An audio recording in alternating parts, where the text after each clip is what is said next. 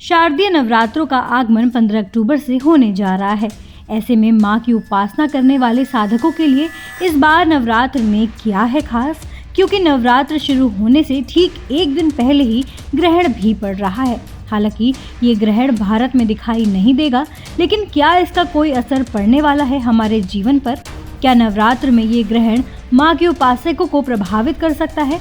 इस पर बात करने के लिए सहारा समय संवाददाता अनुराग श्रीवास्तव ने देश की जानी मानी एस्ट्रोलॉजर नितिशा मल्होत्रा से बात की। शास्त्रों के जानकारों के अनुसार ज्योतिष शास्त्र में ग्रहण का विशेष महत्व बताया गया है। वैदिक पंचांग के अनुसार हर एक साल में सूर्य और चंद्र ग्रहण जरूर पड़ता है। जब जब सूर्य या चंद्र ग्रहण पड़ता है तब तब इसका प्रभाव सभी लोगों के जीवन पर जरूर पड़ता है। धार्मिक नजरिए से ग्रहण की घटना को शुभ नहीं माना जाता है। इस बार नवरात्र शुरू होने से पहले सूर्य ग्रहण पड़ रहा है। आइए देखें सहारा समय संवाददाता अनुराग श्रीवास्तव की खास रिपोर्ट। 15 अक्टूबर दिन रविवार से नवरात्रों के पावन पर्व शुरू हो रहे हैं। ऐसे में मां की आराधना कर कर अपने परिवार, घर और जीवन में सुख समृद्धि की कामना करने वाले जो भक्त हैं, उपासक हैं, वो किस तरह से इस नवरात्र में मां को प्रसन्न करेंगे, इस पर बात करने के लिए देश की जानी मानी एस्ट्रोलॉजर नितिशा मल्होत्रा हमारे साथ मौजूद हैं।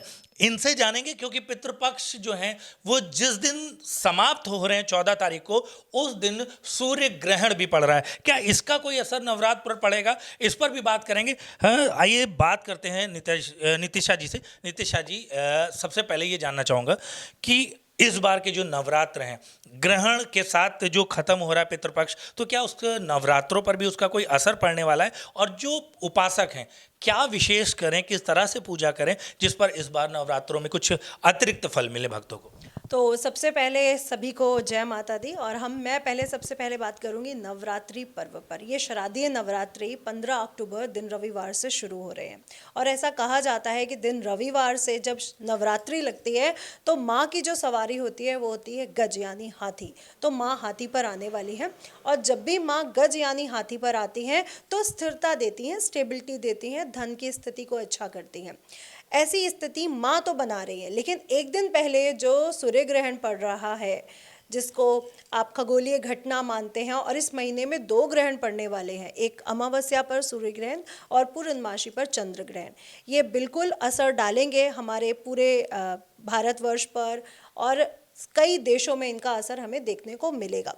इसका असर क्योंकि सूर्य ग्रहण है तो सरकार पर भी काफ़ी पड़ने वाला है और साथ ही साथ आप देख रहे हैं कि सरकार और चंद्रमा यानी मन, तो ये दोनों ग्रहण इस समय जो हमारा नेचुरल जो खगोलीय स्थिति बनाती है और जो प्राकृतिक स्थिति है, तो प्राकृतिक आपदाएं देखने को आप लोगों को मिल सकती हैं। और पहले भी जब सूर्य ग्रहण पड़ा था तब भी ये हम लोगों ने आप लोगों को ये बताया था कि ये जो प्राकृतिक आपदाएं हैं आपको देखने को मिलेंगी। अभी आप हिमाचल प्रदेश को देख लीजिए या अभी इसी हफ्ते जो भूकंप आए हैं वो देख लीजिए।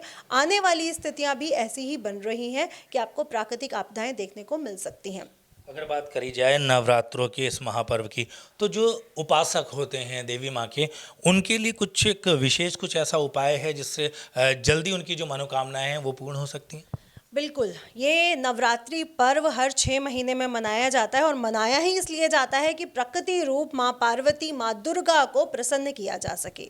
तो इस नवरात्रि शारदीय नवरात्रि पर आप सुखी संतान, सुखी जीवन के लिए, आरोग्य संतान के लिए, अपने पूरे आरोग्य के लिए, आर्थिक स्थिति के लिए बहुत से उपाय कर सकते हैं। सबसे पहले घट स्थापना। घट स्थापना बहुत ज़रूरी है अगर आप दुर्गा जी का पूजन कर रहे हैं।